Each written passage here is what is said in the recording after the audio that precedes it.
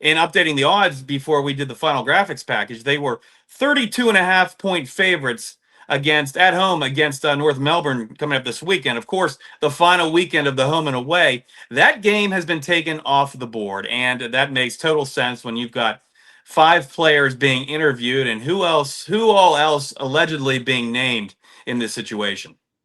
Yeah, and you just don't know how many of those 5, if any, or if others involved are going to be held out of this game.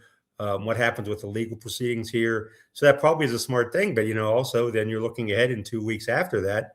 Sydney's got to play a playoff game, and yeah, they're they got to play one of the 2 qualifying finals. Yeah, and that'll be in 2 weeks. And that's something else that was mentioned in the Fox story that we have referenced a couple times during this segment is that the punishment can't just be 1 game.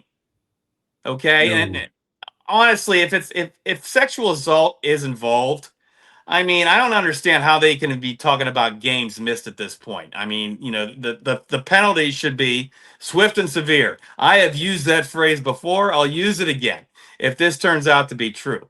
But again, that 1 game is just against North Melbourne. It's a meaningless game for Sydney. They've already locked in number 2. Yeah. So they're talking about, making sure that if there are penalties involved, that they do stick. Yeah, and again, I'm sure the AFL is, waiting to see what authorities decide, and if charges are filed before this happens, they're not going to rush to judgment here, and they have a little bit of time on their side because Sydney will have a week off after this last week of the season, so they'll have time to figure out what they want to do and what punishment, if any, they're going to mete out to any of these players.